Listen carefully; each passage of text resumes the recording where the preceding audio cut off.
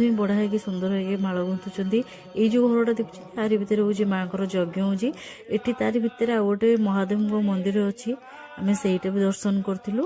ଦର୍ଶନ କରିବା ସରିଲା ପରେ ବାପା ଆଉ ମାମାଙ୍କୁ ଯେହେତୁ ଖାଇବା ପ୍ରସାଦ ଡେରି ଥିଲା ତ ଆମେ ଯାଇକି ଟିକେ ସାଲାଡ଼ ନେଇ ଆସିଥିଲୁ, ଫ୍ରୁଟ୍ ସାଲାଡ଼ ବହୁତ ହି ବଢ଼ିଆ ଲାଗୁଥିଲା।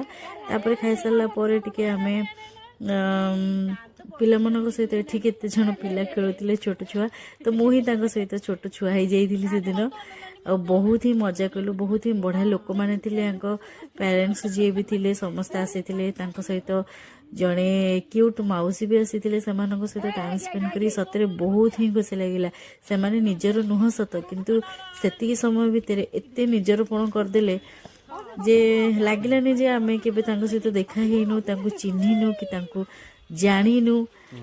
ସତରେ ଏତେ ରକ୍ତ ସମ୍ପର୍କ ନ ହେଇକି ବି ସେମାନେ ବହୁତ କମ୍ ଟାଇମ୍ରେ ଆମକୁ ନିଜର କରି ନେଇଥିଲେ। ଆମେ ବି ଦି ଜଣ ଏଠି ଟାଇମ୍ ପାସ୍ କରୁଥିଲୁ। ମୁଁ ତ ଡରି ଡରି ବସିକି ଖେଳୁଥିଲି ଦୋଳି, କାଳେ ଭାଙ୍ଗି ପଡ଼ିବ, କାରଣ ଏତେ ମୋଟା ଲୋକକୁ ଏ ଦୋଳିରେ ବସିବାଟା ଠିକ୍ ନୁହଁ। ମାନେ ମୁଁ ମୋ କଥା ଆକ୍ଚୁଆଲି କହୁଛି। ତଥାପି ଟିକେ ଏନ୍ଜୟ କଲୁ, ଖେଳିଲୁ, ଭଲ ଲାଗିଲା। ଦୋଳି ଦେଖିଲେ ତ ମୁଁ ଗୋଡ଼ ଖାଲି ଏପଟ ସେପଟ ହୋଇଯିବା ପାଇଁ। ଏଠି ସବୁ ଏଇ ହେଉଛନ୍ତି ସେମାନେ ଯାହାମାନଙ୍କ କଥା ମୁଁ କହୁଥିଲି, ଏଇ ପିଲାମାନଙ୍କର ପ୍ୟାରେଣ୍ଟସ୍ ସେମାନେ। ଆଉ ଏଇଠି ଦେଖନ୍ତୁ ସେ ଯେଉଁ ମାଉସୀ ଯାହା କଥା କହୁଥିଲି, ଆଉ ଏମାନଙ୍କ ସମସ୍ତଙ୍କୁ ବହୁତ ହିଁ ଭଲ ଲାଗିଲା ଦେଖା ହେଇକି। ତାପରେ ଆମେ ଫଟୋ ଉଠେଇକି ପୁଣି ଆମେ ପଳେଇ ଆସିଲୁ। ତାପରେ ଆମେ ଟିକେ ଫଟୋ ଉଠେଇଲୁ। ଫଟୋ ଉଠେଇ ସାରିଲା ପରେ ଏଠି ଦେଖନ୍ତୁ ସମସ୍ତେ ଖାଇବା ପିଇବା, ଏଠି ସମସ୍ତେ ବସିଲେଣି, ସମସ୍ତେ କେତେ ଶାନ୍ତିରେ ଖାଉଛନ୍ତି।